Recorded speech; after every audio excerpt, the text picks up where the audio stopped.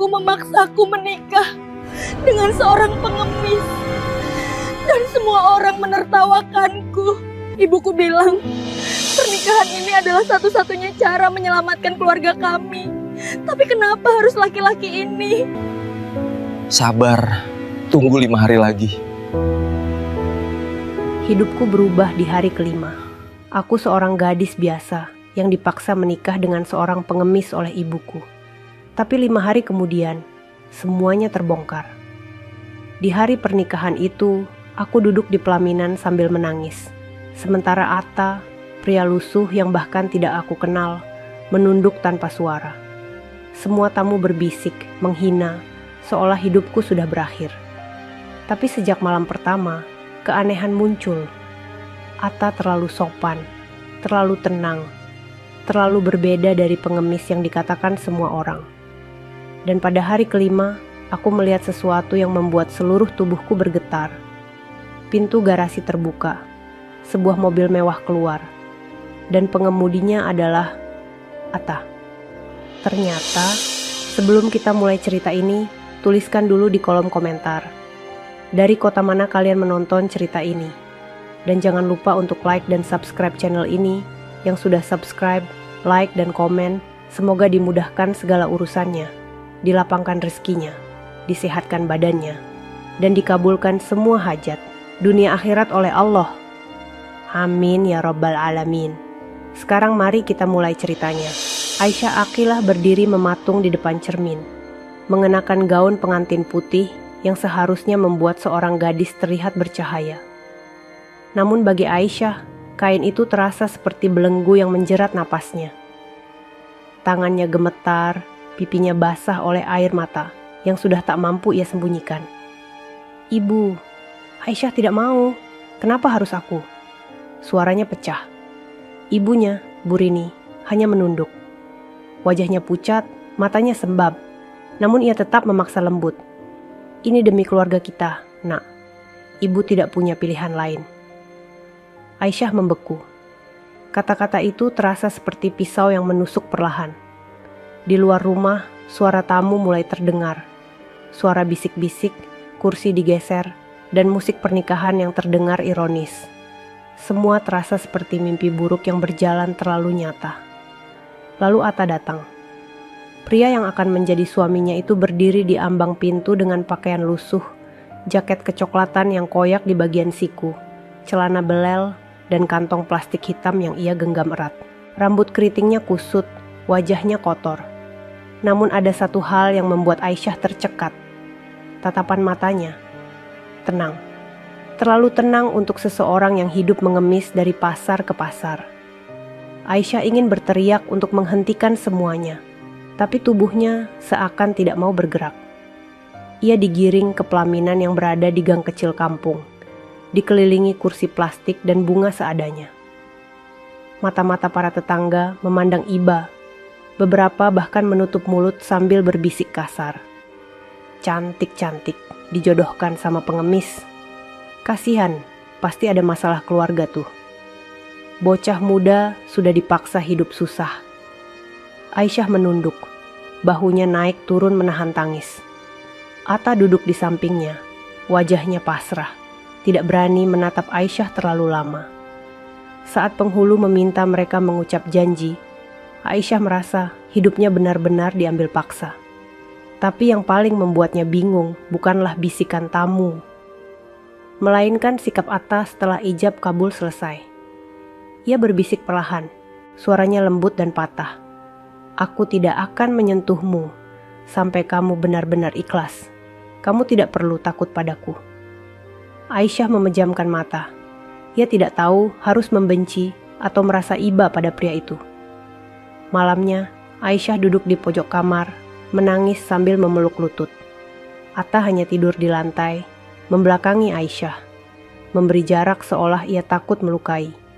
Tidak ada paksaan, tidak ada kemarahan, tidak ada sentuhan, hanya keheningan panjang yang membuat hati Aisyah semakin sesak. Di saat ia mengira pernikahan ini adalah neraka, ada sesuatu pada diri Atta yang tidak sesuai dengan apa yang ia bayangkan. Seseorang yang terlihat paling hina, justru bersikap paling terhormat. Dan malam itu, tanpa Aisyah sadari, adalah awal dari runtuhnya semua penilaian yang pernah ia pegang. Pagi pertama sebagai istri seorang pengemis seharusnya menjadi pagi paling memalukan dalam hidup Aisyah. Ia mengira akan bangun dengan suara langkah kaki kasar atau permintaan egois dari seorang pria asing. Namun ketika ia membuka mata, rumah itu sunyi. Aisyah bangun pelan, mencoba memahami suasana. Ruang kecil mereka sudah bersih. Lantai yang semalam berdebu kini mengkilap. Piring-piring kotor hilang entah kemana. Yang lebih mengejutkan, di meja kecil di sudut dapur, ada sepiring nasi hangat, telur dadar, dan teh manis. Aisyah mengerutkan dahi. Ibunya tidak masuk ke rumah kecil itu, dan ia jelas tidak memasak. Lalu suara langkah pelan terdengar dari belakang rumah. Atta muncul, membawa sapu yang terlihat baru dibeli. Bajunya masih lusuh, tapi tangannya bersih. Ia menunduk sopan ketika melihat Aisyah. "Maaf kalau aku membangunkanmu," ujarnya lirih. "Aku sudah membuat sarapan. Kalau tidak suka, tidak apa-apa." Nada bicaranya bukan seperti pengemis. Tidak terburu-buru, tidak memelas, tidak kasar. Justru seperti seseorang yang pernah dibesarkan dengan adab. Aisyah bingung sekaligus waspada.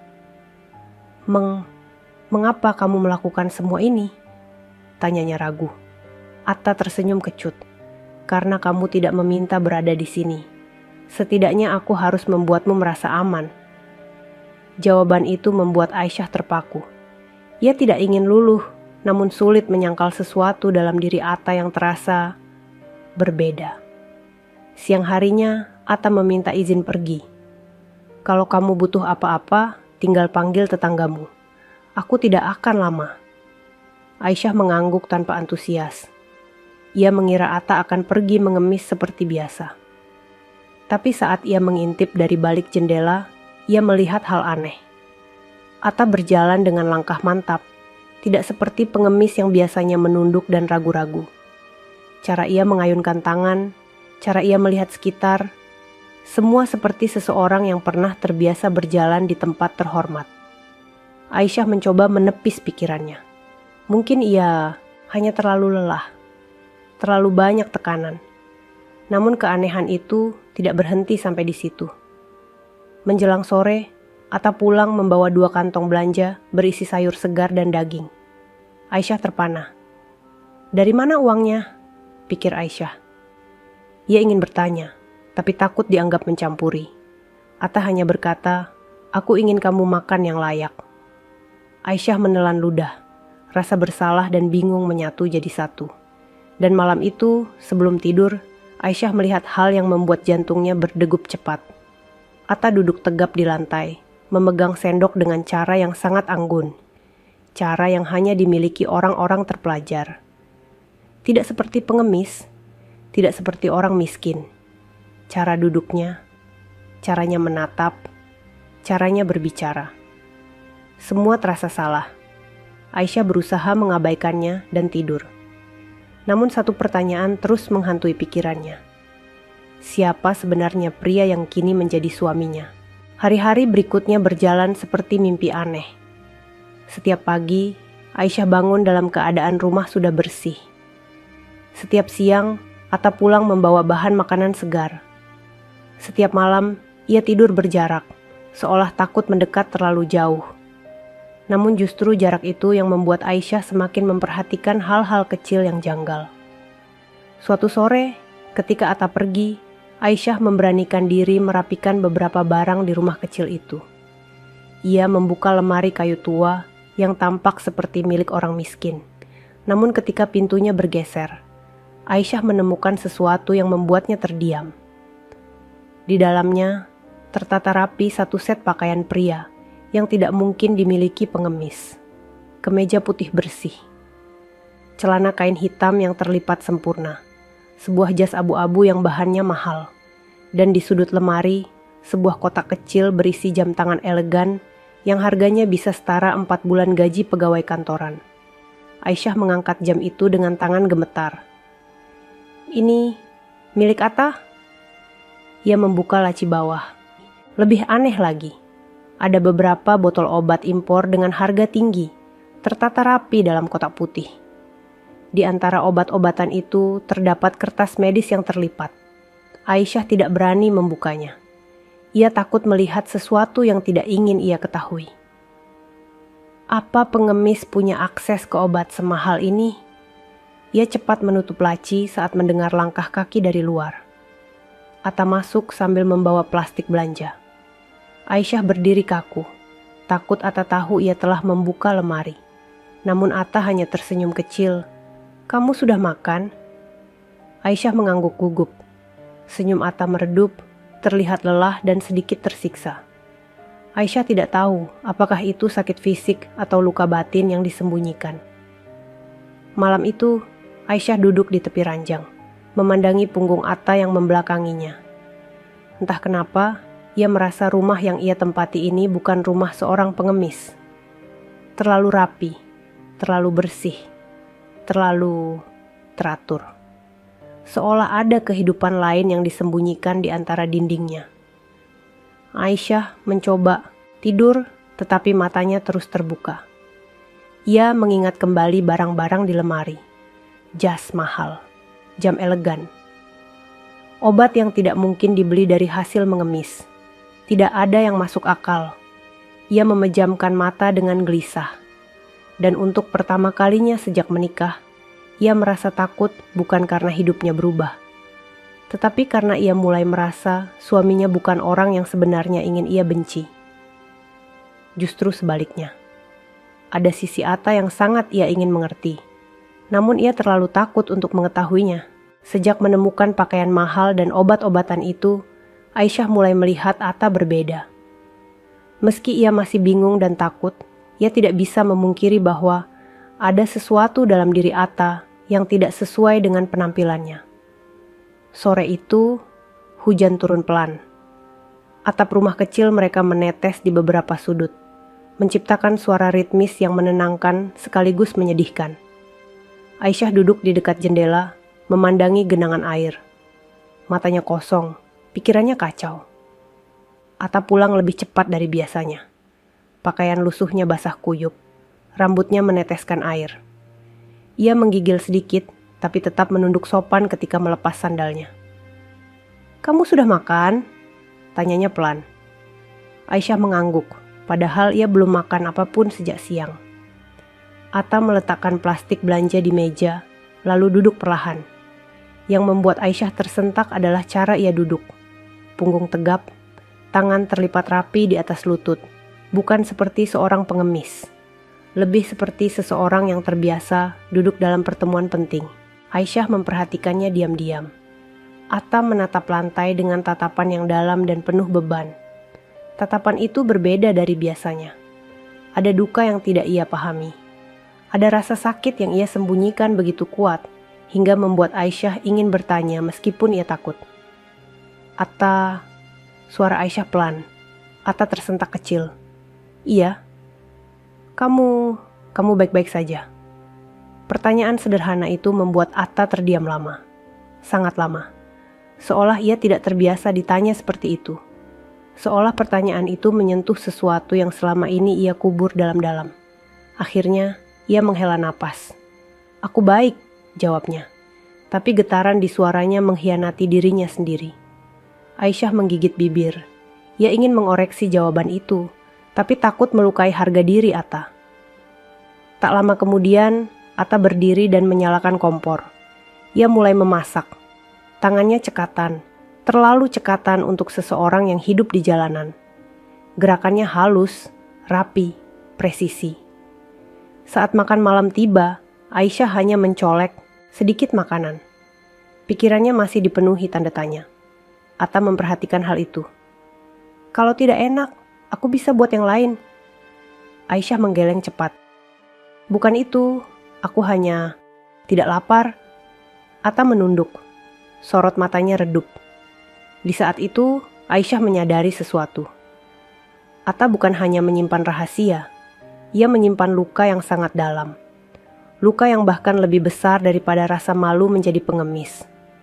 Dan malam itu, sebelum tidur, Aisyah mendengar suara batuk pelan dari arah lantai. Batuk yang terdengar berat, tertahan, seolah Atta berusaha keras menyembunyikannya. Aisyah memeluk selimutnya. Tatapan Atta yang tenang, gerak halusnya. Obat mahal di lemari. Batuk yang menyesakkan itu. Semua mulai tersusun seperti potongan puzzle yang belum utuh. Satu hal pasti, suaminya menyimpan sesuatu yang jauh lebih gelap daripada masa lalunya sebagai pengemis. Hujan turun sejak sore, dan kini suara gemuruhnya menghantam atap seng rumah kecil itu tanpa henti. Setiap tetesannya terdengar seperti detak jantung Aisyah yang sedang kacau dan tidak menentu. Malam itu, udara terasa lebih dingin dari biasanya, seolah langit sedang menumpahkan seluruh kesedihannya pada bumi. Aisyah duduk bersandar di dinding, memeluk lututnya erat-erat. Ia belum bisa tidur. Bukan karena suara hujan, bukan karena dinginnya udara, melainkan karena sesuatu yang jauh lebih mengusik hatinya. Batu Atta. Sejak 2 jam terakhir, Atta duduk di lantai dekat pintu. Punggungnya bersandar lemah pada dinding kayu. Napasnya berat. Batuknya dalam, kadang tertahan sekuat tenaga agar tidak terdengar. Setiap kali ia batuk, dadanya terangkat sedikit, dan tangannya langsung menekan bagian kiri dada, seolah mencoba menahan sakit yang menyayat. Aisyah memperhatikannya dalam diam. Ia tidak tahu apakah ia takut atau peduli. Yang jelas, sesuatu mulai tumbuh dalam hatinya, sesuatu yang tidak ia pahami. Beberapa menit berlalu tanpa suara antara mereka. Hanya hujan di luar rumah dan napas berat Atta yang terdengar samar. Aisyah akhirnya memberanikan diri membuka mulut. Atta, suaranya kecil, nyaris tenggelam oleh hujan. Kamu sakit? Atta membuka mata perlahan. Ada kilatan kejutan di sana. Bukan karena pertanyaannya berat, tetapi karena ia tidak menyangka Aisyah akan bertanya. Ia tersenyum kecil, senyum yang lebih mirip upaya menenangkan dirinya sendiri daripada menenangkan orang lain. Hanya batuk biasa, jawabnya lirih. Tidak perlu kamu khawatir. Aisyah memandangnya lama, sangat lama. Jawaban itu terdengar seperti tembok tipis yang Atta pasang untuk memisahkan dirinya dari dunia luar. Seolah ia takut jika ia membuka sedikit saja ruang, semua rahasia dan lukanya akan mengalir keluar. Namun Aisyah bukan lagi gadis yang sama seperti hari pertama ia menikah. Tatapannya kini bisa melihat lebih dalam dari sekadar pakaian lusuh dan rambut acak yang Atta miliki. Kamu berbohong, bisiknya.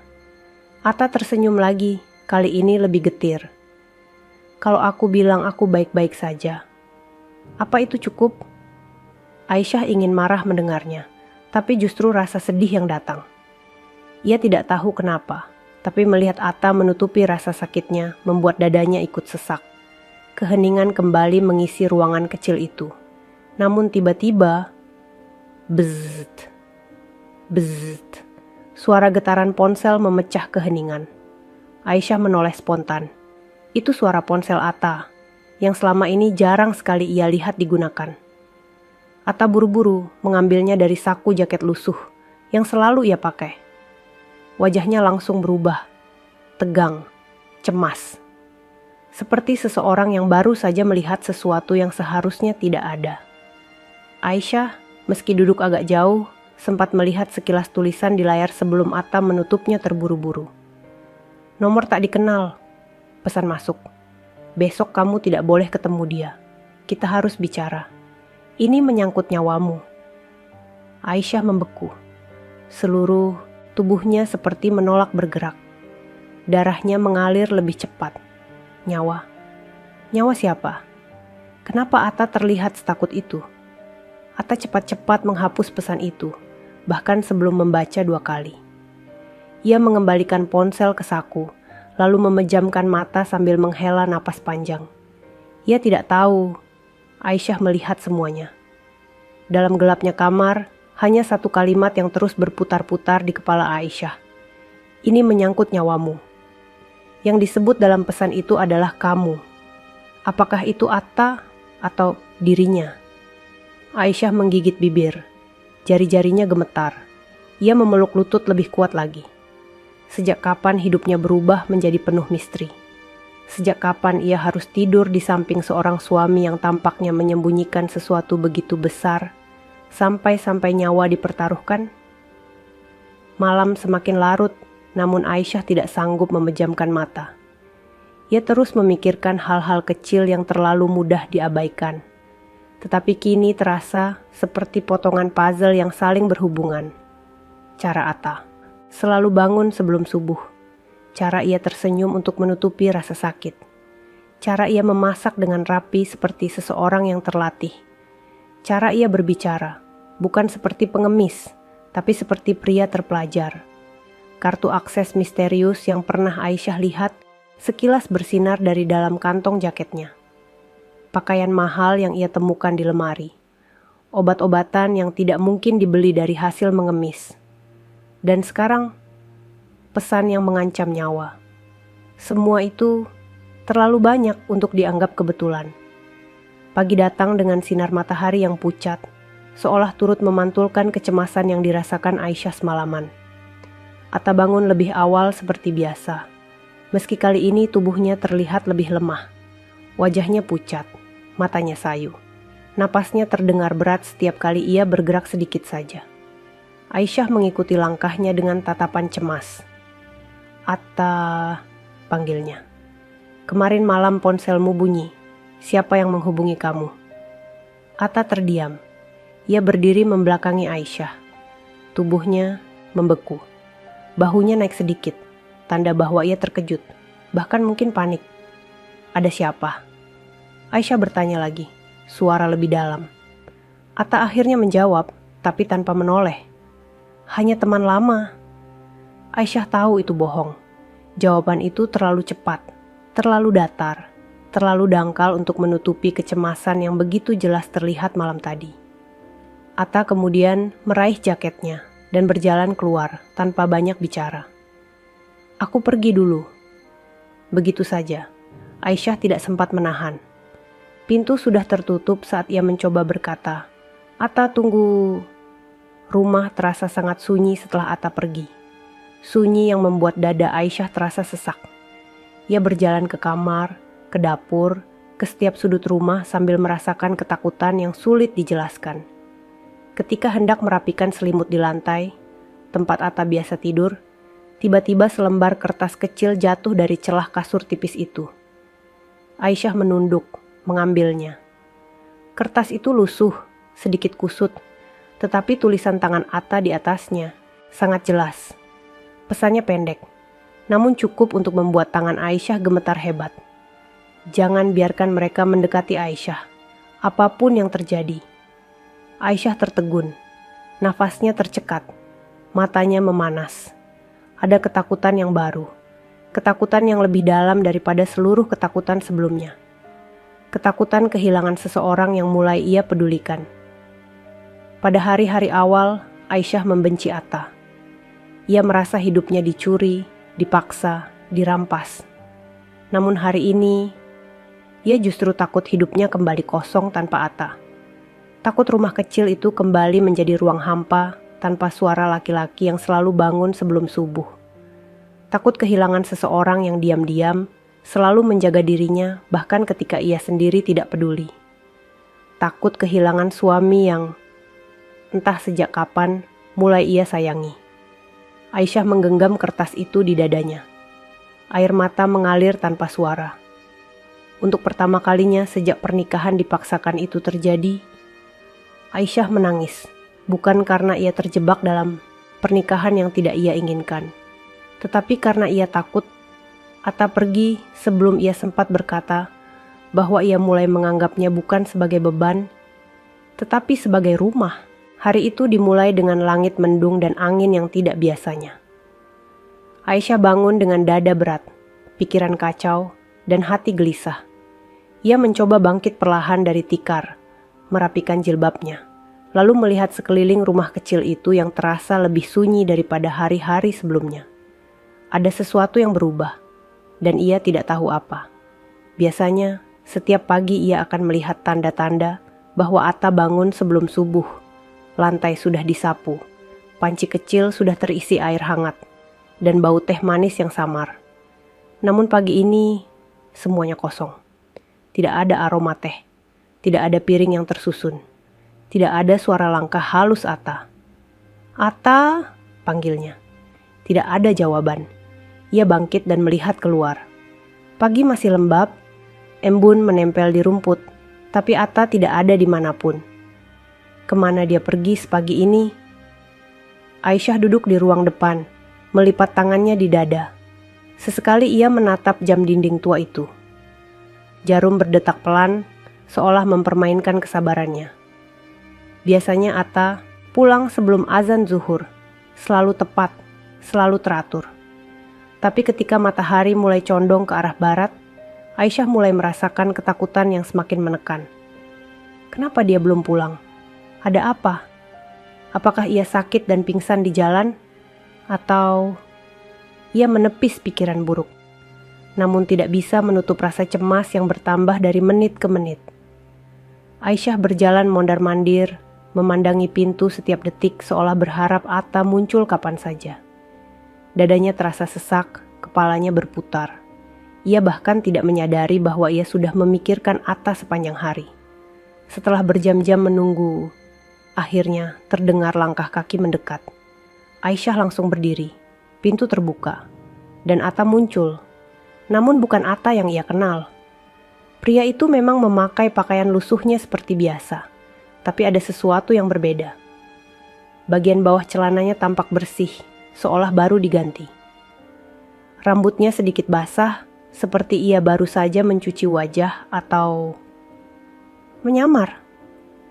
Di tangannya tergenggam sesuatu, kotak kecil, berwarna hitam, yang buru-buru ia masukkan ke saku begitu melihat Aisyah. "Atta," panggil Aisyah dengan suara ragu. "Dari mana kamu?" Atta terhenti.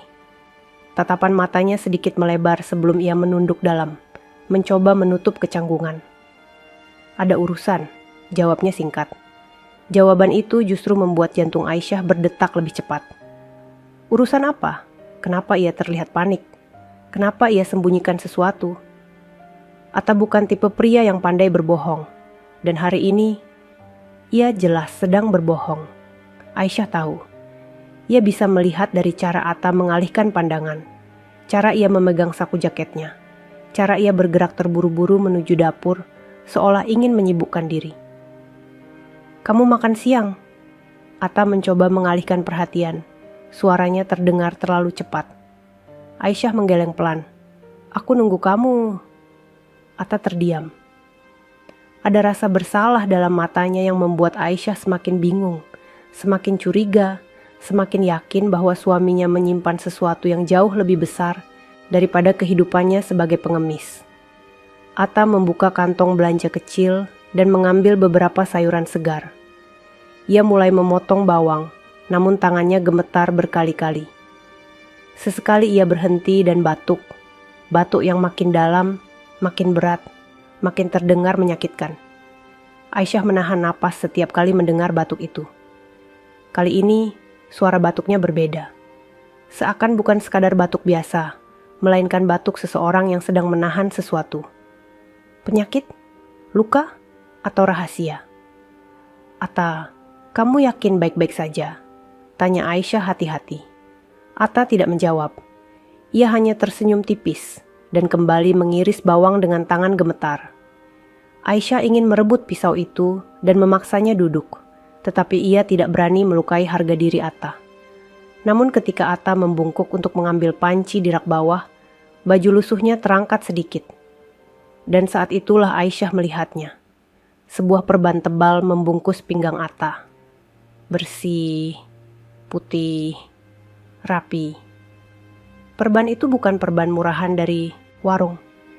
Itu adalah perban medis steril yang hanya dipakai orang yang baru mendapatkan perawatan serius. Aisyah menutup mulutnya. "Atta, kamu terluka?" Atta menoleh cepat, wajahnya berubah. "Tidak, ini cuma luka kecil, sudah mulai sembuh." "Luka kecil dari mana?" Aisyah mendekat. "Jangan tanya," jawab Atta cepat. Suaranya terdengar seperti seseorang yang ketakutan akan sebuah kemungkinan. bukan ketakutan akan rasa sakit. Aisyah mematung. Atta berbalik, menatapnya perlahan. Tatapan yang melembut, namun menyembunyikan ribuan beban. "Aisyah," katanya lirih. "Tolong, jangan terbeban oleh hidupku. Jalani saja harimu. Jangan pikirkan aku." Kata-kata itu justru menusuk hati Aisyah lebih dalam. Kenapa ia bilang begitu? Kenapa ia seolah ingin menjauh? Atau ia takut melibatkan Aisyah dalam sesuatu yang berbahaya? Aisyah tidak lagi merasa jijik seperti hari pertama mereka menikah. Ia tidak lagi merasa hidupnya dirampas. Sebaliknya, ia merasakan sesuatu yang menekan dadanya begitu keras. Rasa takut kehilangan. Atta melanjutkan masak, tapi tubuhnya bergetar setiap kali ia mengangkat panci.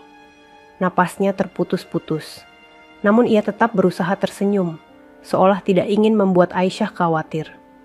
Namun malamnya, saat Atta sudah tertidur karena kelelahan, Aisyah tidak bisa tidur sama sekali.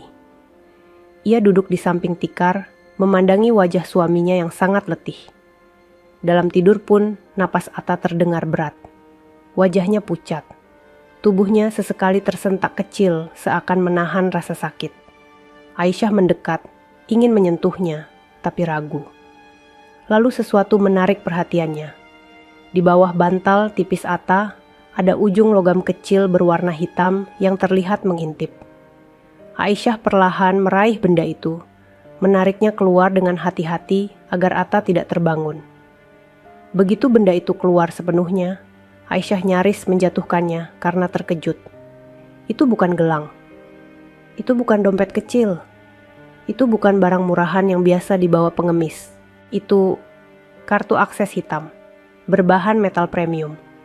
Dengan logo perusahaan besar, perusahaan mewah yang sering muncul di berita nasional. Perusahaan milik salah satu keluarga konglomerat ternama di Indonesia. Aisyah merasa jantungnya berhenti berdetak. "Ya Allah," bisiknya. "Apa hubungan Atta dengan perusahaan ini? Apa seorang pengemis punya akses masuk ke gedung mewah? Bagaimana dia mendapatkannya?" Ia memandangi wajah Atta yang terlelap. Wajah yang terlihat begitu lelah, namun menyimpan begitu banyak rahasia. Aisyah tahu satu hal, suaminya bukan siapa yang ia kira. Atta bukan pengemis, bukan orang jalanan, bukan orang biasa. Dan yang paling menakutkan adalah, kenapa ia menyembunyikan identitas itu? Dan apa bahaya yang sedang mengintai mereka?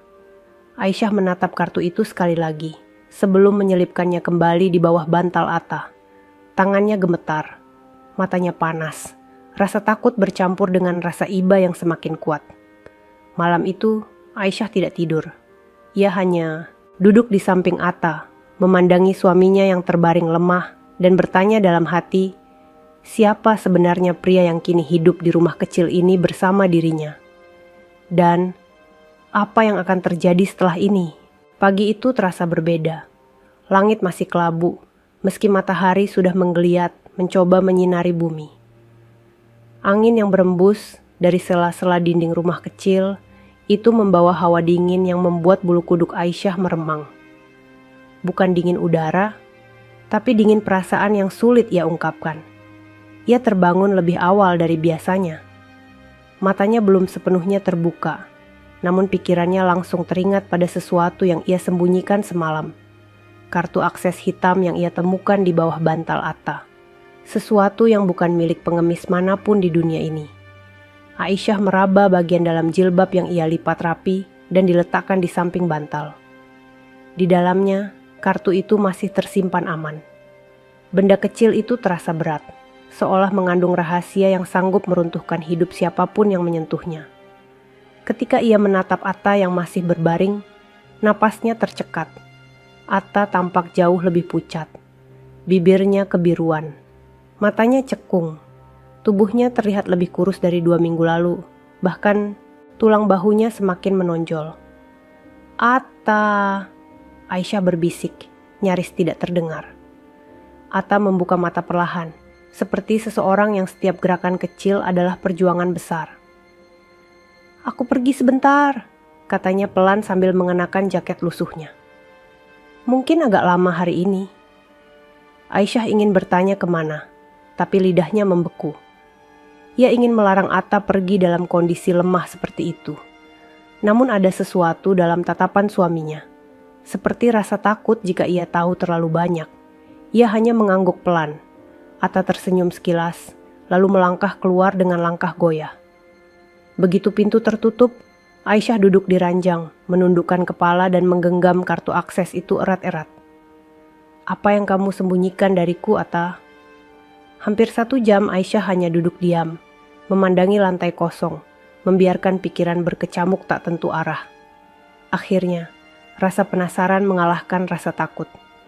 Ia berdiri, mengambil napas panjang, dan melangkah keluar dari rumah.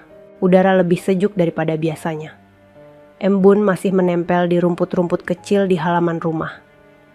Cahaya matahari yang tertahan awan membuat suasana tampak muram, seolah kampung itu sedang menyimpan rahasia yang sama besarnya dengan rahasia Atta. Aisyah berjalan pelan menuju sisi rumah. Dan tepat saat melewati sudut bangunan, ia tertegun. Pagar garasi tua itu terbuka sedikit. Padahal selama ini, pagar itu selalu terkunci. Selalu. Sejak hari pertama ia tinggal di rumah kecil ini, jantung Aisyah mulai berdebar kencang. Ia mendekat, perlahan, hampir tidak berani bernapas. Ketika jaraknya tinggal 1 langkah lagi, ia mendorong pagar itu sedikit. Engsel besinya mengerang pelan, menghasilkan suara serak yang membuat bulu kuduknya merinding. Bau debu lembab langsung menyambar hidungnya. Bagian dalam garasi itu gelap, namun Aisyah bisa melihat lantainya yang berlapis debu bertahun-tahun.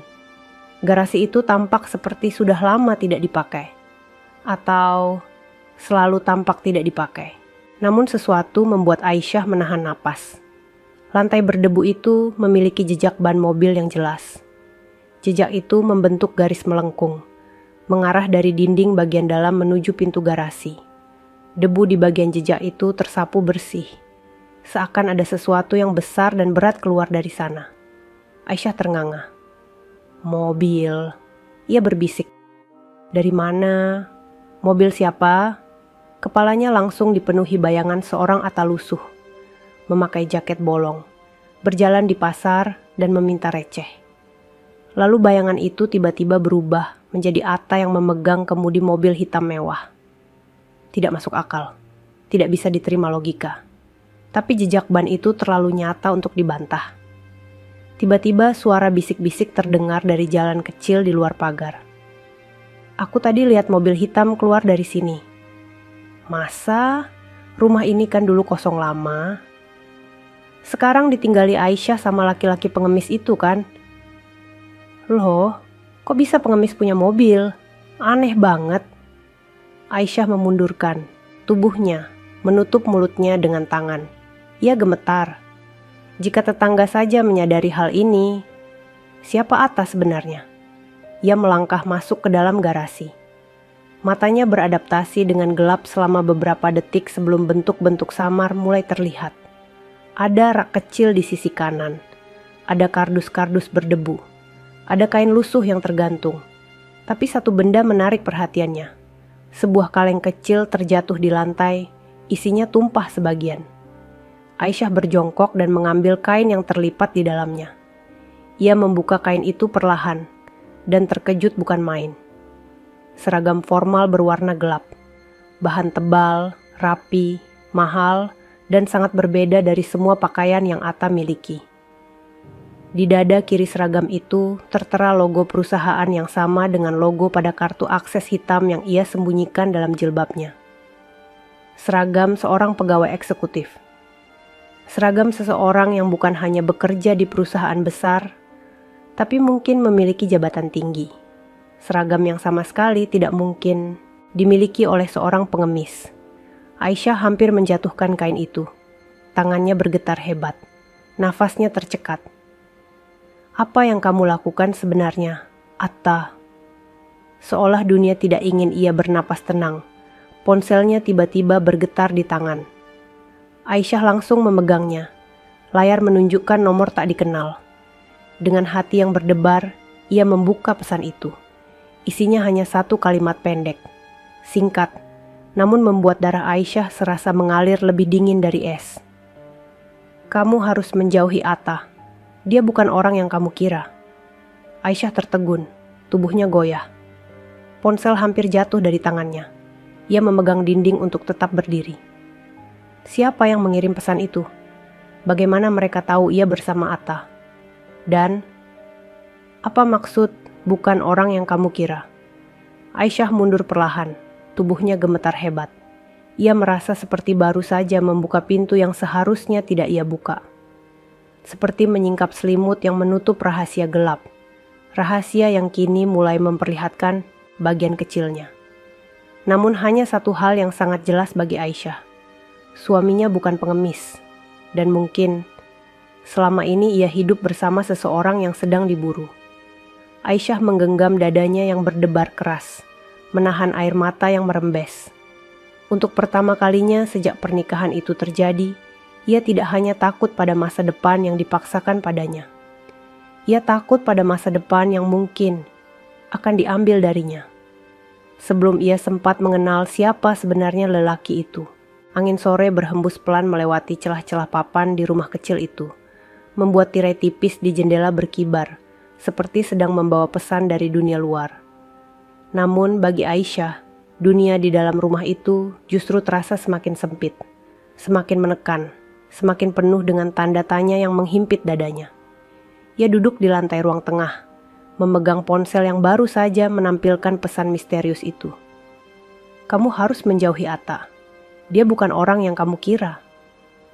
Tulisan itu terlalu jelas untuk disalahpahami, terlalu mengancam untuk diabaikan, dan terlalu spesifik untuk dianggap kebetulan.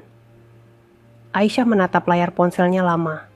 Jari-jarinya gemetar saat hendak membalas pesan itu.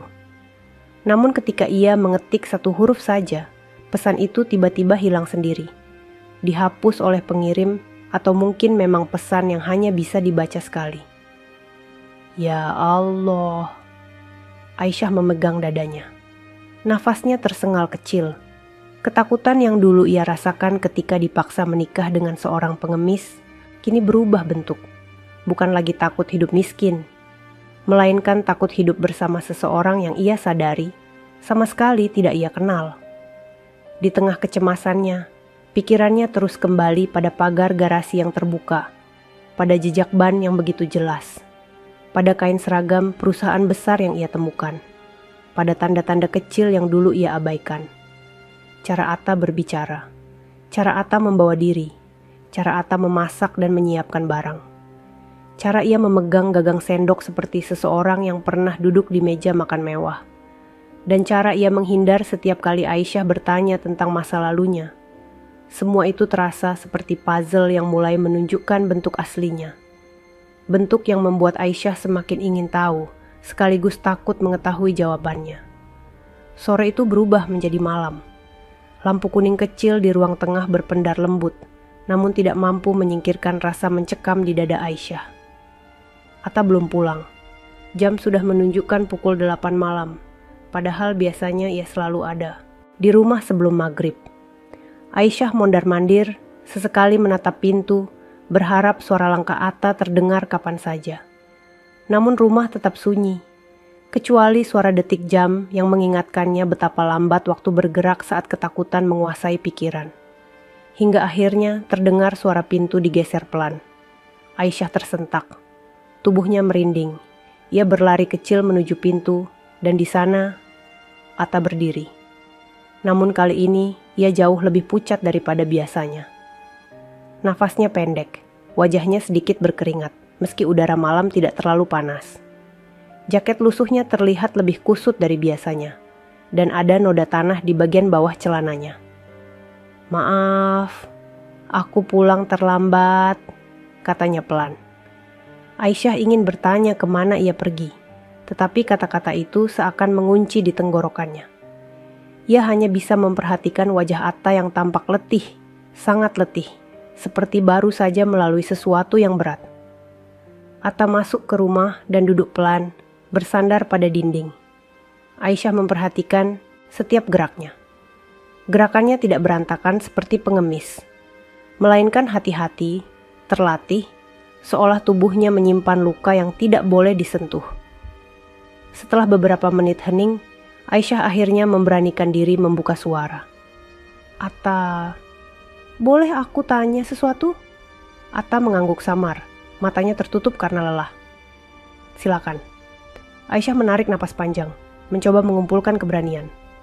"Aku menemukan sesuatu di garasi." Atta langsung membuka mata. Tatapannya tajam, terkejut, dan waspada. Reaksi yang terlalu cepat untuk seseorang yang seharusnya tidak menyembunyikan apa-apa. "Apa yang kamu temukan?" Suaranya rendah, hampir seperti berbisik. Aisyah menelan ludah. "Aku melihat jejak ban mobil dan seragam perusahaan. Seragam itu mahal."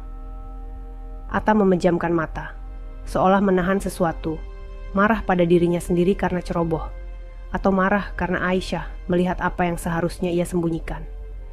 Namun ketika ia kembali membuka mata, tatapannya bukan kemarahan, melainkan kesedihan yang begitu dalam.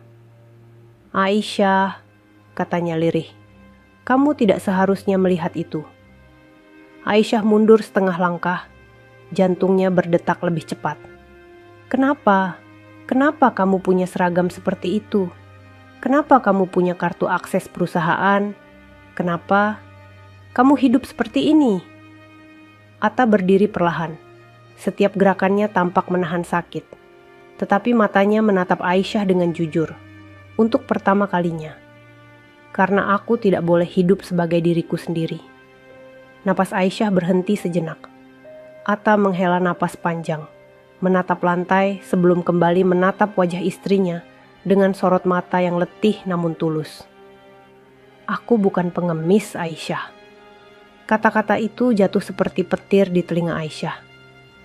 "Aku tahu," bisiknya, hampir tidak terdengar. Atta menunduk. "Aku anak dari salah satu pemilik perusahaan terbesar di kota ini." Aisyah merasa lututnya melemas. Ia terpaksa duduk di kursi kayu kecil di belakangnya. Semua yang ia temukan selama ini akhirnya masuk akal. Seragam itu, kartu akses, obat-obatan mahal, bahkan cara Atta duduk dan berjalan.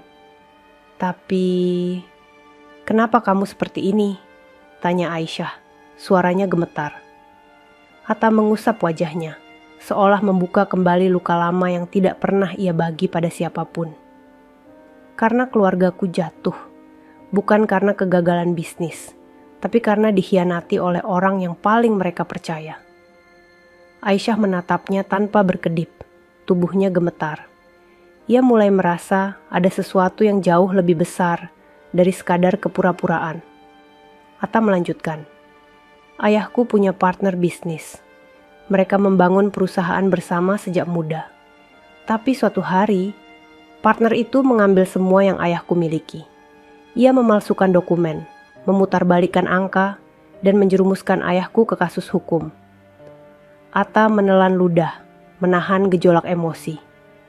"Keluargaku hancur, perusahaan kami diambil alih, ibuku sakit dan meninggal setahun kemudian. Ayahku menyusul tak lama setelahnya, karena tekanan dan rasa malu." Aisyah menutup mulutnya. Air mata mulai mengalir. Ia tahu cerita seperti ini banyak terjadi, tapi mendengarnya langsung dari suaminya terasa jauh lebih menyesakkan. Atta kemudian berbisik, suaranya pecah. "Dan orang yang mengkhianati keluargaku itu adalah ayahmu." Aisyah terperanjat seperti disambar petir. Tubuhnya bergetar, bibirnya terbuka, namun tidak ada suara yang keluar. Tidak mungkin. Ayahnya memang keras, tapi ia tidak pernah membayangkan kejahatan sebesar itu. Atta melihat Aisyah yang mulai menangis. "Aku tahu ini sulit untukmu," ujarnya pelan. "Sebagai penebusan, ayahmu datang kepada keluargaku setelah semuanya terlambat. Ia memohon maaf, ia minta kesempatan memperbaiki, dan syarat yang diajukan keluargaku hanya satu." Atta menatap Aisyah dalam-dalam. "Menikahkanmu denganku." Aisyah tersentak keras. "Tidak, ibu tidak pernah bilang, ayah tidak pernah. Mereka melindungi kamu, ujar Atta. Mereka tidak ingin kamu menanggung dosa mereka. Aisyah menangis lebih keras. Hatinya remuk. Dunianya berguncang begitu hebat hingga ia hampir tidak bisa bernapas. Lalu, kenapa kamu mengemis? Tanyanya di sela tangis. Atta tersenyum getir. Karena sebelum aku menerima penebusan itu, aku ingin tahu apakah aku masih bisa hidup tanpa kekayaan, tanpa nama, tanpa kehormatan. Aku ingin tahu apakah hidup sebagai orang biasa bisa menyembuhkan luka yang aku punya. Ia memejamkan mata. Ternyata tidak semudah itu. Aisyah menatapnya. Matanya memerah, tetapi ada sesuatu yang berubah dalam pandangannya. Bukan lagi benci, bukan lagi marah, tapi iba dan ketakutan. Karena ia tahu satu hal, rahasia Atta bukan hanya tentang masa lalunya, tetapi juga tentang masa depannya. Atta membuka mulut pelan, seolah ingin mengakui satu hal terakhir yang paling berat. Aisyah, aku tidak hanya menyembunyikan identitasku, aku juga menyembunyikan sesuatu yang jauh lebih penting. Aisyah menahan napas. Atta menatapnya. Sorot matanya begitu sendu, begitu dalam, begitu hancur. Aku sakit.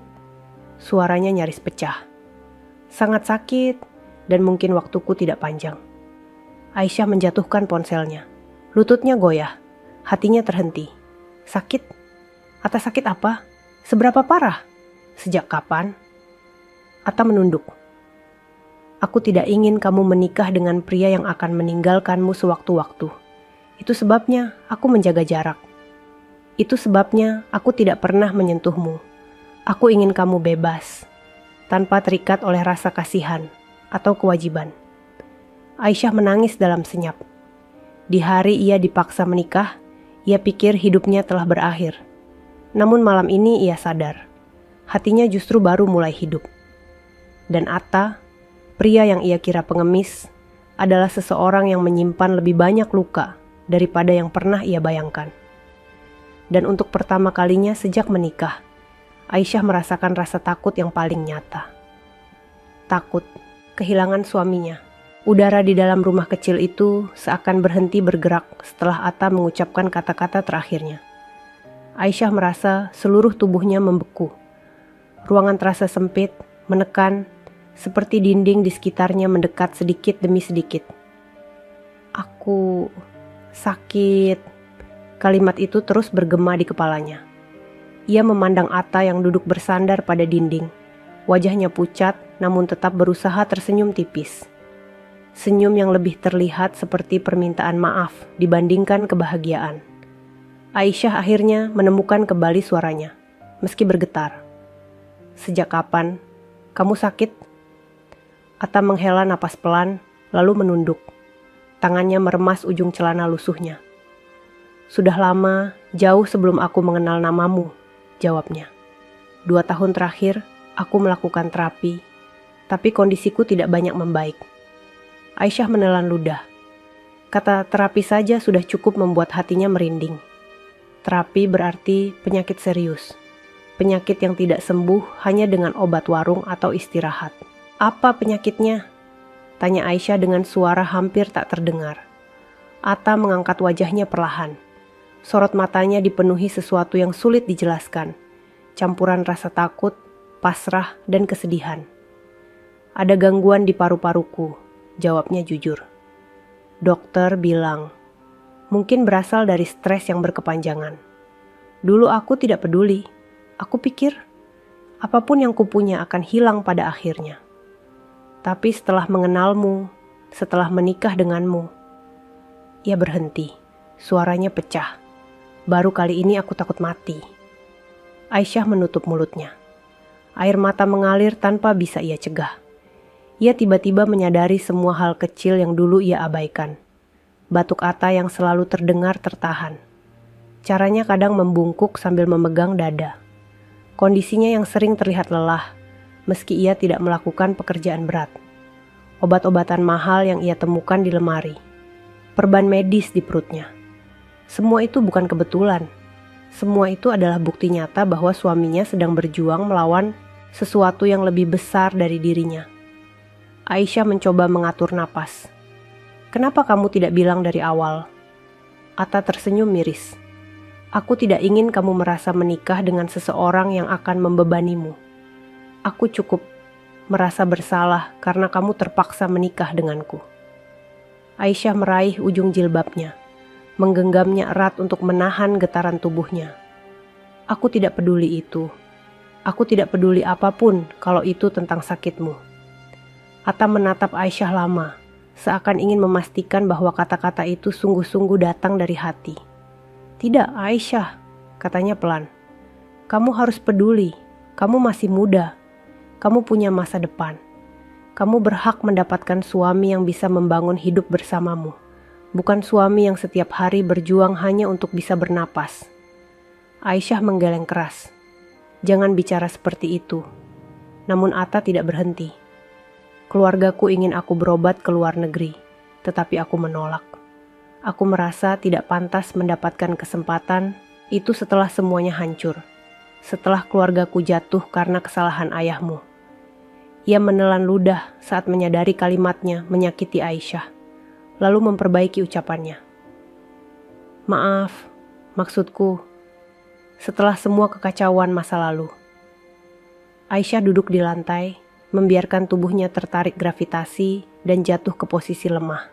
Ia menunduk, menangis lebih keras. Kenapa kamu tidak benci padaku? Ia akhirnya bertanya di sela isakannya. Aku anak dari pria yang membuat keluargamu hancur. Aku bagian dari luka itu. Atta menggeleng pelan. Aku tidak pernah membencimu, Aisyah. Aku membenci keadaan. Aku membenci ketidakadilan. Tapi kamu tidak salah apa-apa. Ia berhenti sebentar, lalu melanjutkan dengan suara serak. Aku memilih menikah denganmu bukan karena dendam, Aisyah. Aku memilih menikah karena aku ingin menyudahi permintaan maaf antara keluarga kita. Aku ingin semuanya selesai. Aku ingin hidup sebagai manusia biasa, bukan pewaris kekayaan, bukan korban. Tangisannya pecah semakin keras. Untuk pertama kalinya sejak pernikahan, ia tidak menangis karena dipaksa, tetapi karena ia takut kehilangan seseorang yang baru ia sadari berarti begitu banyak. Kenapa kamu tidak bilang kalau kamu sakit? Isaknya lirih. Atta menghampirinya pelan dan duduk di sampingnya, menjaga jarak seperti biasa. Ia tidak berani menyentuh Aisyah, tetapi suaranya penuh ketulusan. Karena jika kamu tahu, kamu akan pergi. Aisyah mendongak, menatapnya dengan mata merah. Tidak, aku tidak akan pergi. Atta tersenyum lirih. Kamu bilang begitu sekarang, karena kamu belum sepenuhnya mengenalku. Aisyah bangkit perlahan, duduk mendekat, hingga hanya ada jarak sehelai benang di antara mereka. Aku mungkin tidak mengenal seluruh masa lalumu, katanya pelan. Tapi aku tahu satu hal. Atta menatapnya, menunggu. Kamu bukan orang jahat. Kerongkongan Atta ikut mengeras. Kata-kata itu terasa seperti sesuatu yang tidak pernah ia dengar selama bertahun-tahun. Aisyah melanjutkan. Dan kamu bukan pengemis. Kamu jauh lebih baik dari itu. Kamu hanya seseorang yang terluka. Atta memalingkan wajahnya, menahan emosi. Untuk pertama kalinya, Aisyah melihat air menggenang di sudut mata suaminya. Aisyah. Suaranya pecah. Aku sudah lama tidak merasa pantas dicintai. Aisyah meraih pergelangan tangannya, sentuhan pertama sejak mereka menikah, dan menggenggamnya erat. Kamu pantas. Satu kata itu menembus semua tembok yang Atta bangun selama ini. Ia terdiam lama, sangat lama. Hanya suara napas mereka yang terdengar, berpadu dengan angin malam yang masuk dari celah dinding. Setelah beberapa menit, Atta akhirnya berkata pelan. Ada satu hal lagi yang harus kamu tahu. Aisyah menegang. Ia pikir pengakuan Atta sudah berakhir. Namun ternyata masih ada satu kebenaran yang lebih berat. Ada orang yang memburu aku, ujarnya lirih. Orang yang tidak ingin aku kembali ke hidupku yang asli. Orang yang terlibat dalam kehancuran keluargaku. Aisyah menahan napas. Mereka mengancamku, dan mereka tahu aku menikah denganmu. Aisyah memegang dadanya. Mereka kenal aku. Atta mengangguk pelan. Itulah alasan aku tak pernah ingin kamu dekat denganku. Kamu dalam bahaya kalau mereka tahu kamu penting bagiku. Aisyah menggigit bibirnya kuat-kuat, menahan rasa takut yang mulai menjalar. Tadi pagi aku dapat pesan, kata Aisyah akhirnya. Dari nomor tidak dikenal. Isinya menyuruhku menjauhi kamu. Atta menunduk, menutup wajahnya dengan kedua telapak tangan. Aku sudah duga. Aisyah terperanjat. Siapa mereka? Atta menjawab dengan suara yang hampir tenggelam. Orang-orang yang takut aku akan membuka kembali skandal masa lalu. Orang-orang yang mengambil alih perusahaan keluargaku. Mereka tidak ingin aku muncul lagi. Lalu, kenapa kamu kembali ke perusahaan itu? Tanya Aisyah. Atta terdiam lama sebelum menjawab. Aku tidak kembali sebagai anak pemilik perusahaan. Aku masuk sebagai pegawai biasa. Aku mencoba menyelidiki dari dalam. Dan seragam yang kamu temukan itu adalah seragam kerjaku sekarang. Aisyah tertegun. Atta bekerja di perusahaan sebesar itu sambil mengemis. Aisyah menutup mulut, tidak percaya betapa besar beban yang dibawa suaminya. Setelah hening panjang, Aisyah berkata pelan namun tegas. Kamu tidak sendirian. Atta menatapnya. Sorot matanya melembut, kemudian hancur. Aisyah menggenggam tangannya lebih erat. Aku tidak akan pergi, katanya. Suaranya mantap meski air mata turun lagi. Aku akan tinggal di sisimu, apapun yang terjadi. Atta tidak sanggup menjawab. Ia hanya memejamkan mata, membiarkan air matanya jatuh tanpa suara. Untuk pertama kalinya, dua hati yang hancur akhirnya bertemu di titik yang sama. Namun tanpa mereka sadari, malam itu menjadi awal dari badai besar yang akan merenggut banyak hal, termasuk satu-satunya hal yang mulai mereka peluk dengan penuh harap. Cinta. Malam itu berlalu dengan hening yang panjang. Setelah pengakuan Atta, rumah kecil mereka seolah berubah menjadi ruang yang penuh bayangan masa lalu yang belum selesai. Aisyah duduk bersandar di dinding, matanya bengkak karena menangis, sementara Atta duduk berjarak 1 meter darinya, memijat dadanya pelan setiap kali batuk berat menyerang. Jam menunjukkan pukul 2 dini hari ketika Aisyah akhirnya memutuskan berbicara lagi. Atta, ujarnya lirih. Atta membuka mata perlahan. Wajahnya tampak kelelahan, tetapi sorot matanya tetap lembut. Ya, Aisyah menarik napas dalam, mencoba mengumpulkan keberanian untuk menanyakan sesuatu yang sejak tadi menghantuinya. Kamu bilang, ada orang yang ingin mencelakai kamu. Mengapa mereka begitu ingin kamu menghilang? Apa yang sebenarnya kamu ketahui? Atta memejamkan mata sebentar. Raut wajahnya menegang, seolah pertanyaan itu membuka luka yang sudah lama ia paksa sembuh. Ia mengusap wajahnya sebelum menjawab. Ada dokumen, katanya perlahan. Dokumen yang membuktikan bahwa keluarga kami dijebak dengan cara kotor. Dokumen itu hilang bertahun-tahun, dan tidak ada yang tahu di mana keberadaannya, kecuali 1 orang. Aisyah menahan napas. Siapa? Atta menatap Aisyah lama, seolah ia takut jawaban itu akan menghancurkan sesuatu yang baru saja mulai terbangun di antara mereka. Ayahmu. Aisyah terdiam. Dunia di sekelilingnya terasa berhenti. Ia merasa perutnya mual, kepalanya pusing, jantungnya berdebar tidak karuan. Kata-kata itu menusuk lebih dalam daripada apapun yang pernah ia dengar seumur hidup. Tidak mungkin, bisiknya lemah.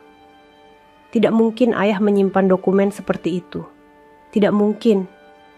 Atta menunduk. Aku ingin mempercayai itu. Aku ingin percaya bahwa ayahmu hanya korban keadaan. Tapi kenyataannya, ia orang terakhir yang terlihat membawa dokumen itu setelah perusahaan kami diambil alih. Aisyah menggigit bibirnya sampai terasa pahit. Kenangan demi kenangan tentang ayahnya muncul. Cara ayahnya bekerja keras. Cara ia selalu pulang terlambat. Cara ia selalu menekankan bahwa semua yang ia lakukan demi keluarga. Namun ada juga kenangan akan tatapan murung ayahnya. Tatapan bersalah yang dulu Aisyah anggap hanya kelelahan. Kenapa ayah tidak pernah bilang apapun? Gumam Aisyah lirih.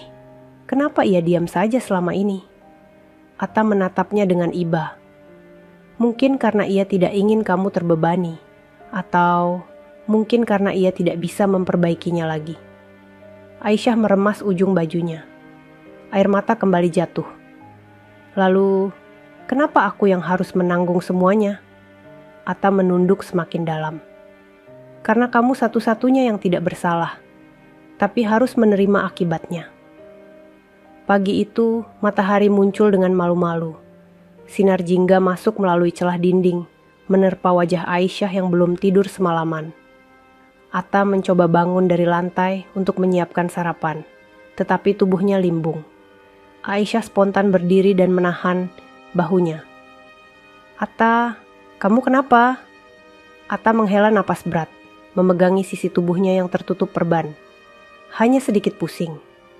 Tidak, ini bukan pusing biasa, Aisyah membantah. Aku tahu kamu menahan sakit. Kamu harus ke dokter. Atta tersenyum samar. Aku sudah bolak-balik ke dokter sebelum ini. Tidak banyak yang bisa mereka lakukan. Aisyah merasakan sesuatu seperti dorongan hangat dalam hatinya. Dorongan untuk melindungi. Dorongan untuk melawan apapun yang coba merenggut suaminya. Kalau begitu, biarkan aku ada di sampingmu. Nada suaranya tegas, meski tubuhnya masih bergetar. Atta menatapnya, terkejut. Aisyah, aku serius. Aisyah menggenggam tangan Atta. Kali ini lebih mantap, tanpa ragu. Kalau kamu ingin menjauh dariku demi keselamatanku, aku tidak peduli. Aku sudah memilih. Kamu suamiku, Atta. Biar aku yang memutuskan apa yang bisa membahayakan aku atau tidak. Air mata hampir jatuh dari mata Atta ketika mendengar itu. Aisyah, kamu tidak tahu apa yang kamu hadapi. Aku tahu, potong Aisyah cepat. Dan aku tetap memilih kamu. Atta menunduk. Bahunya bergetar halus. Ini pertama kalinya ia menunjukkan kelemahannya tanpa menutupinya dengan kata-kata bijak atau senyum tenang. Ia menangis tanpa suara, air matanya jatuh di atas tangan Aisyah. Terima kasih, bisiknya. Aisyah ikut menangis, tetapi kali ini bukan karena ketakutan, melainkan karena keteguhan. Ia tahu hidupnya tidak akan mudah jika tetap di sisi Atta. Namun ia juga tahu, meninggalkan Atta akan jauh lebih menyakitkan. Beberapa hari berlalu, Aisyah memperhatikan Atta semakin sering batuk, semakin sering kelelahan, semakin sering gemetar ketika bangun dari tidur. Kadang napasnya tercekat, seolah paru-parunya menolak bekerja. Atta, kita harus ke rumah sakit, ucap Aisyah suatu sore ketika melihat Atta hampir jatuh karena sesak napas. Atta menggeleng cepat. Tidak, mereka bisa menemukan aku di sana. Ada kekhawatiran yang tidak pernah hilang dari Atta setiap kali ia menyebut mereka. Aisyah akhirnya berkata dengan nada rendah, namun sungguh-sungguh, kalau kamu mati di sini, apa itu lebih baik? Atta terdiam. Pertanyaan itu menamparnya keras. Ia tahu Aisyah benar. Ia tahu dirinya tidak bisa terus seperti ini. Tapi ketakutan dan rasa bersalah membuatnya lebih memilih hidup dalam bayangan. Aku tidak ingin kamu kehilangan apapun karena aku, ucapnya pelan. Aisyah mengusap air matanya. Aku kehilangan kamu jauh lebih menyakitkan. Atta memejamkan mata, wajahnya menegang menahan emosi. Namun sebelum ia sempat menjawab, pintu rumah diketuk keras. Suara itu begitu mendadak dan kasar hingga membuat Aisyah dan Atta saling berpandangan panik. Siapa itu? Tanya Aisyah dengan suara gemetar. Atta berdiri, mencoba menenangkan diri. Tetap di sini. Aisyah menggenggam lengan Atta. Jangan buka pintu. Namun Atta melepaskan tangannya perlahan. Aku harus. Pintu itu kembali diketuk. Kali ini lebih keras. Aisyah menahan napas ketika Atta berjalan menuju pintu. Ia membuka sedikit, hanya selebar satu telapak tangan, dan wajahnya langsung memucat. Di luar, seorang pria berbadan tegap berdiri dengan pakaian rapi dan kacamata hitam. Ekspresinya dingin, tidak bersahabat. "Ada apa?" tanya Atta dengan suara serak. Pria itu menyeringai tipis. "Kamu lama sekali menghindar. Bos ingin bertemu. Kamu tahu kamu tidak bisa kabur terus." Atta menegang. "Aku tidak mau terlibat lagi. Aku sudah berhenti." Pria itu tertawa pendek. "Tidak ada kata berhenti untuk orang seperti kamu." Suasana terasa semakin mencekam.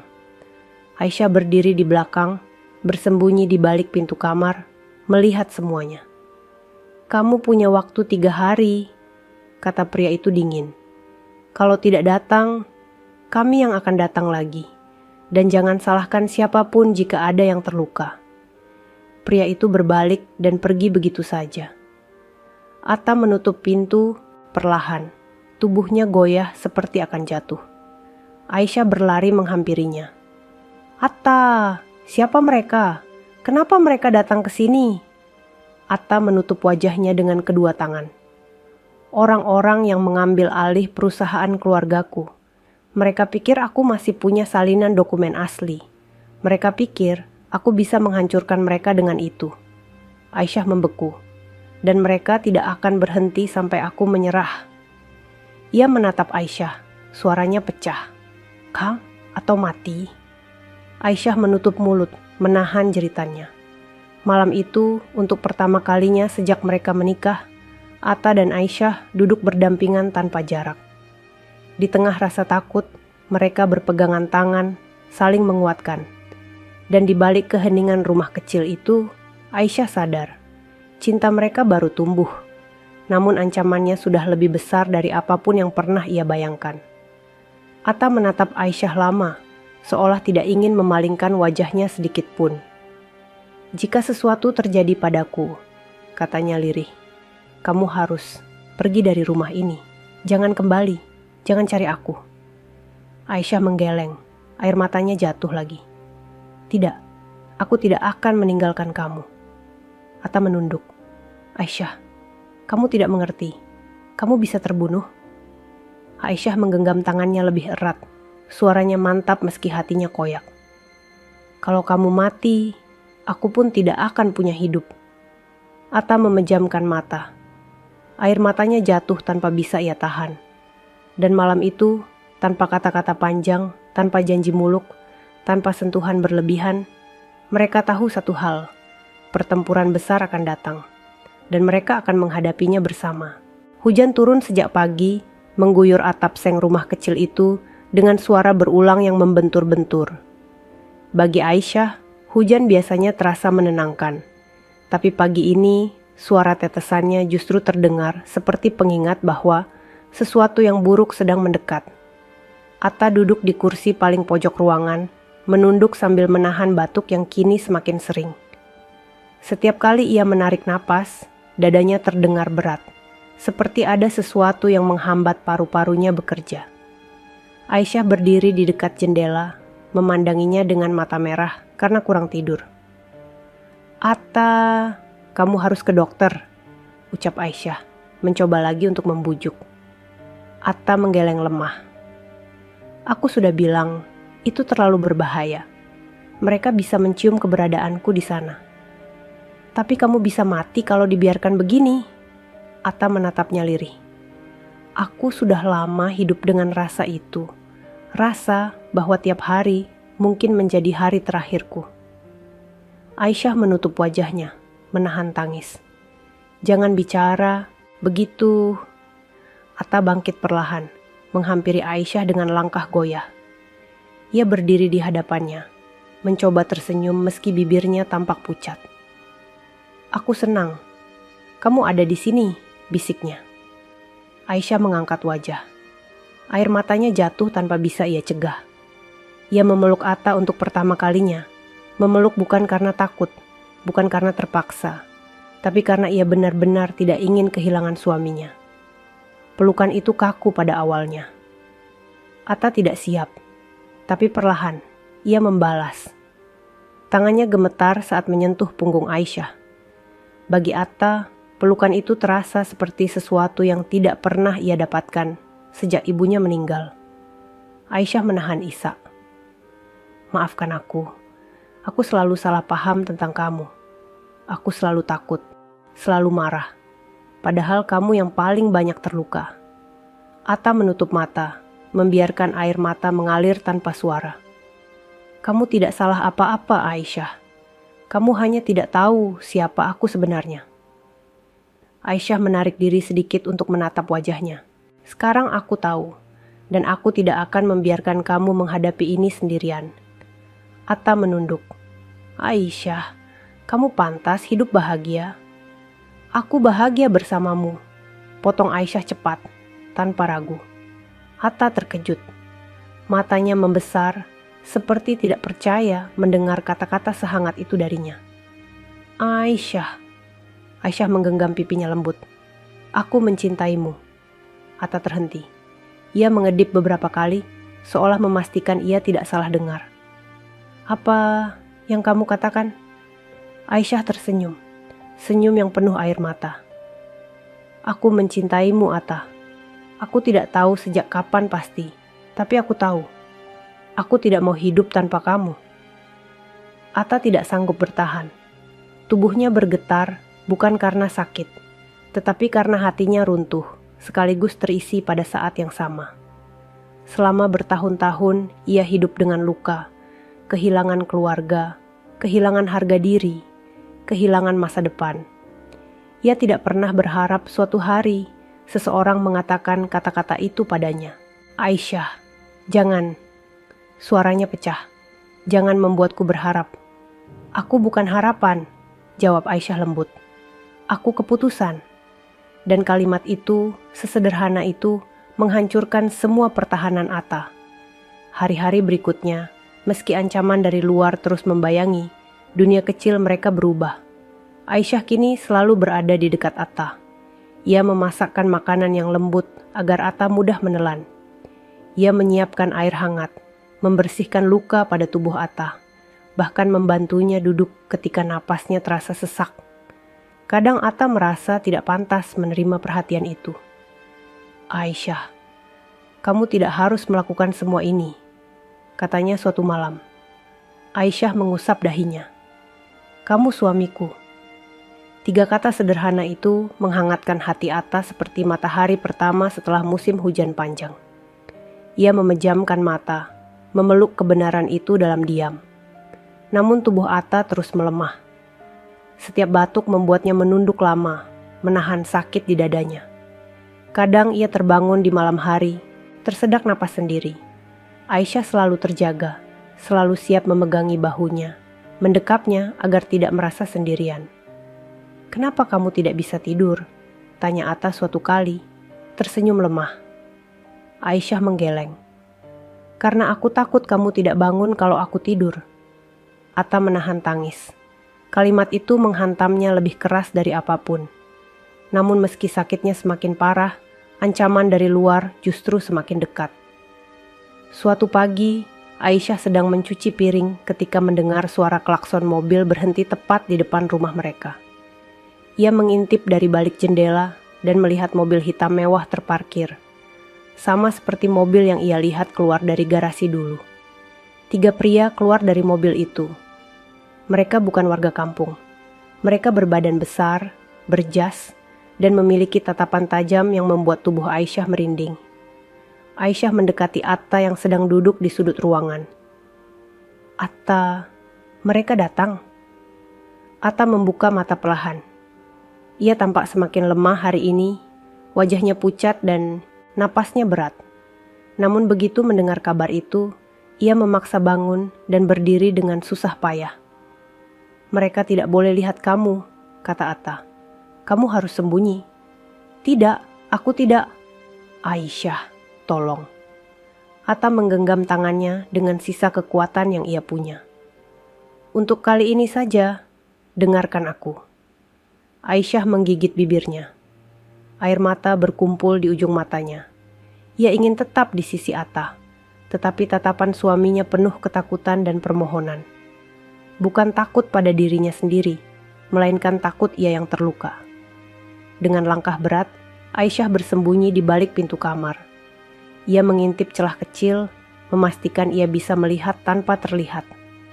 Pintu rumah digedor keras. "Atta, buka pintunya!" Suara pria dari luar terdengar kasar dan penuh kemarahan. Atta berjalan dengan langkah gontai menuju pintu.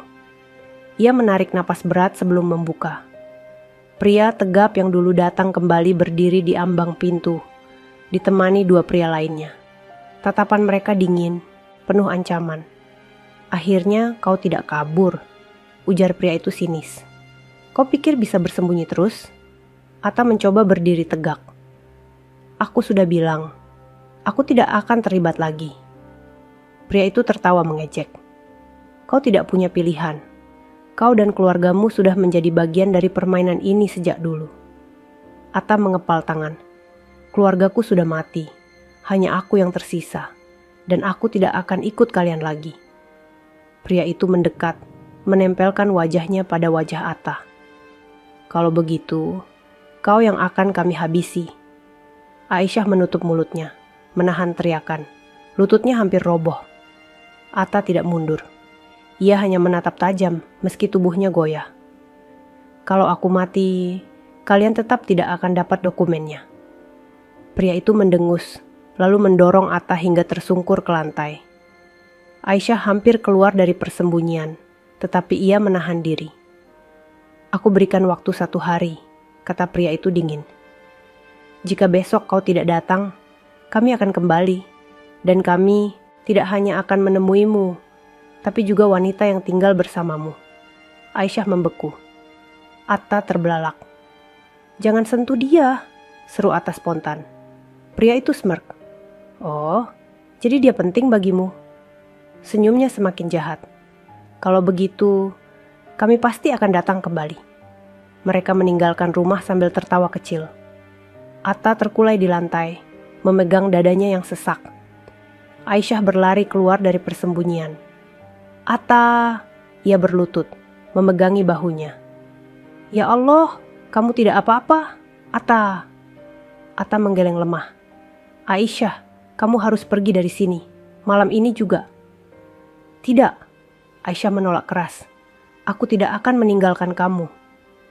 Atta menggenggam tangannya erat, memaksakan senyum walau tubuhnya gemetar hebat. "Aisyah, kalau kamu mati karena aku tidak akan bisa memaafkan diri sendiri." Aisyah menangis tanpa suara. "Kalau begitu kamu ikut aku," katanya tegas. Atta terdiam. Ia tahu tubuhnya tidak kuat. Ia tahu ia akan menjadi beban. Tapi tatapan mata Aisyah begitu mantap, begitu penuh cinta, hingga ia tidak sanggup mengatakan tidak. "Baik," bisiknya lemah. "Aku ikut." Aisyah memeluknya erat, seolah takut tubuh itu hilang begitu saja bila ia melepasnya. Namun ia tidak tahu, malam itu adalah malam terakhir mereka bisa memeluk dalam keadaan lengkap. Karena badai berikutnya yang akan datang adalah badai yang tidak dapat mereka hindari. Malam itu udara terasa lebih dingin dari biasanya. Angin menyelinap dari celah-celah papan rumah kecil mereka, membuat tirai kain bergoyang lemah. Lampu redup menggantung di tengah ruangan, memancarkan cahaya kuning pucat yang membuat bayangan di dinding terlihat memanjang dan menakutkan. Namun ketakutan Aisyah malam itu bukan pada bayang-bayang di dinding, melainkan pada kenyataan bahwa ia mungkin akan kehilangan suaminya dalam waktu yang jauh lebih cepat dari yang ia bayangkan. Atta duduk di ranjang tipis mereka. Napasnya terengah-engah, batuknya semakin dalam, dan kulitnya terlihat lebih pucat dari hari sebelumnya.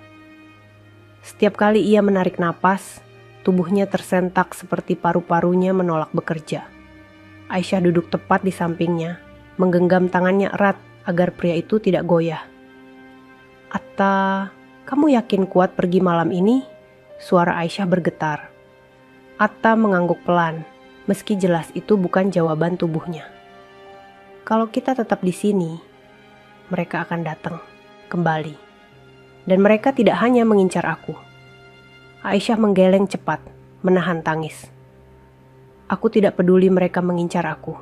Yang aku takutkan cuma satu, kehilangan kamu.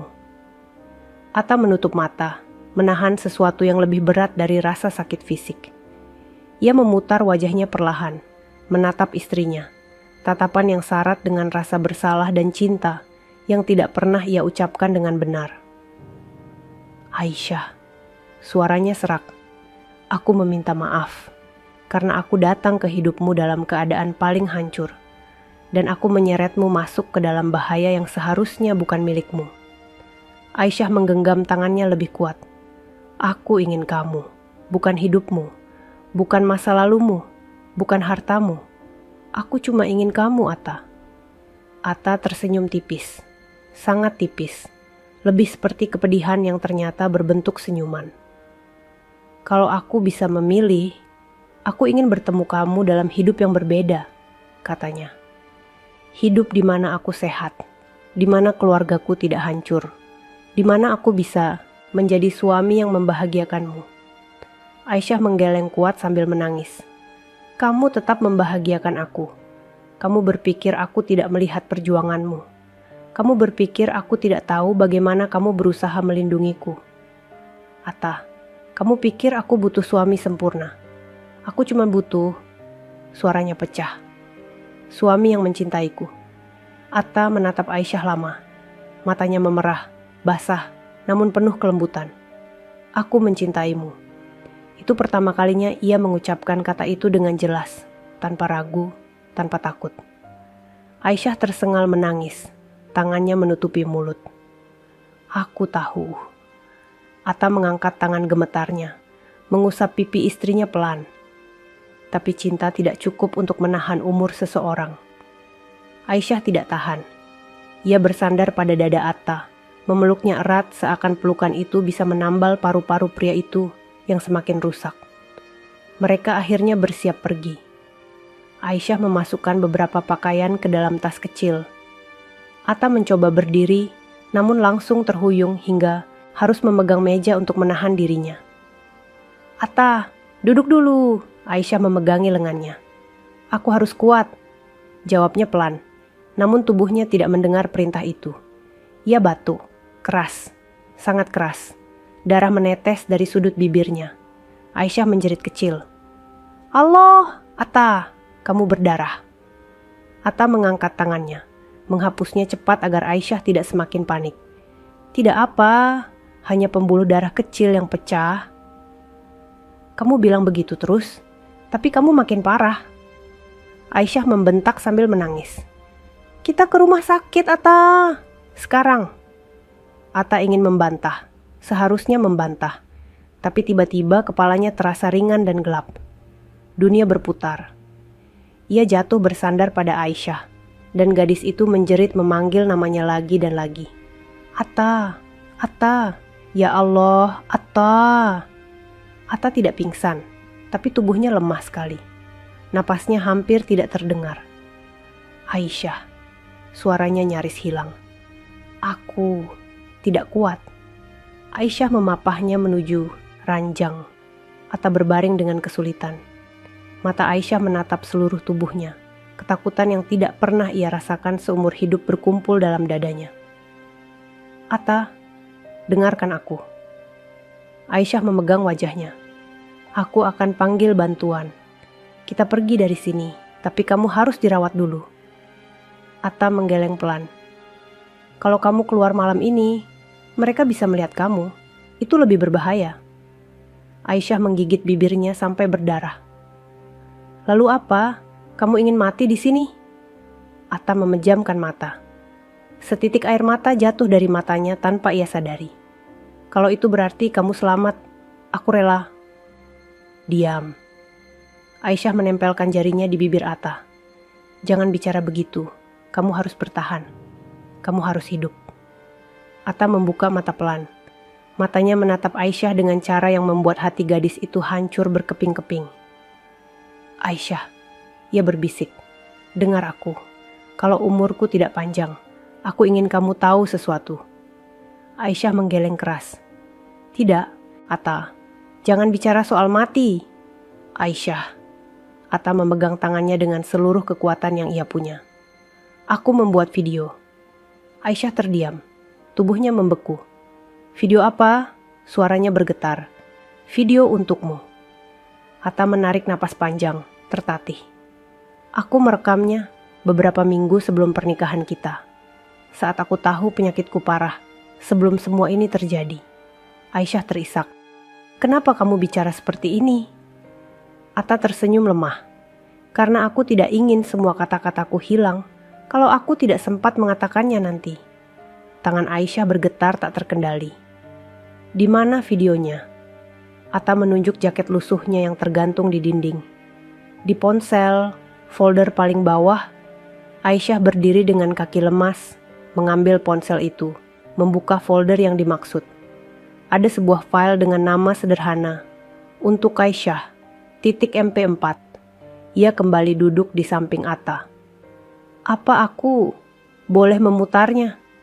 Suaranya nyaris tak terdengar. Atta mengangguk pelan. Ini untukmu. Aisyah menekan tombol play. Layar menampilkan Atta dengan pakaian bersih, duduk di ruangan sederhana, tetapi aura tubuhnya jelas berbeda dari Atta yang hari ini. Ia tampak lebih sehat, wajahnya lebih segar, napasnya tidak terengah. Video dimulai. Assalamualaikum Aisyah. Suara Atta terdengar lembut, pelan, penuh getaran yang ditahan. Aisyah langsung menutup mulutnya. Air mata jatuh membanjiri pipinya. Dalam video, Atta melanjutkan. Aku tidak tahu kapan kamu akan melihat video ini. Mungkin saat kamu membenciku. Mungkin saat kamu belum siap menerima kehadiranku. Atau mungkin saat aku sudah tidak ada lagi di sampingmu. Aisyah memekik tertahan. Atta yang terbaring di sampingnya menutup matanya dalam diam. Aku ingin kamu tahu. Atta di dalam video tersenyum, sedih. Bahwa kamu adalah alasan pertama aku ingin hidup lebih lama. Aisyah terisak keras. Tubuhnya menggelinjang menahan sakit di dadanya. Kalau suatu hari kamu menyesal dinikahkan dengan pengemis sepertiku, maafkan aku. Itu bukan niatku. Aku ingin menjadi lelaki yang kamu banggakan, tapi takdir memberiku jalan lain. Atta batuk kecil dalam video. Atta yang asli batuk berat di samping istrinya. Kamu mungkin akan bertanya, kenapa aku tetap menikah? Meski tahu umurku pendek. Atta mengangkat wajahnya sedikit, menatap kamera dengan mata berkaca-kaca. Karena aku ingin mencintai seseorang, walau sebentar saja. Aisyah hampir pingsan mendengarnya. Aisyah. Atta di video berkata pelan, menahan tangis. Terima kasih, sudah mau menjadi rumah untuk seseorang yang kamu benci. Aisyah menangis lebih keras dari sebelumnya. Ia memeluk Atta yang ada di sampingnya, memutus video itu karena ia tidak sanggup mendengar lanjutannya. Atta, jangan tinggalin aku. Aisyah memeluk tubuh suaminya erat, seakan pelukan itu bisa memanggil kembali sisa-sisa kehidupan dalam dirinya. Atta membuka mata, perlahan. Aisyah, ia mengangkat tangan gemetarnya, mengusap air mata istrinya. Sudah, jangan menangis, kamu harus kuat. Aisyah menggeleng berulang kali. Kamu janji akan ikut aku pergi malam ini. Atta tersenyum lemah. Dan aku akan menepati kalau Allah mengizinkan. Napasnya terdengar semakin pendek. Aisyah memeluknya lebih erat. Panik. Atta, jangan tidur. Atta, lihat aku. Atta mencoba membuka mata, tetapi kelopak matanya berat. Aisyah, suaranya hampir hilang. Aku mencintaimu. Atta, Aisyah menjerit. Atta jangan pergi. Atta tolong jangan tinggalin aku. Air mata Aisyah membasahi wajah Atta. Napas Atta semakin lambat, sangat lambat. Aisyah. Itu kata terakhirnya. Tubuhnya terkulai. Aisyah menjerit histeris. Atta. Namun suaminya tidak bergerak, tidak menjawab, tidak bernapas. Malam itu, hujan turun paling deras, seakan langit ikut bersedih, menyaksikan seorang gadis memeluk jasad suaminya dengan seluruh cinta yang datang terlambat. Dan di dalam rumah kecil itu, hanya terdengar satu suara. Tangis seorang istri yang kehilangan cinta terbesarnya selamanya.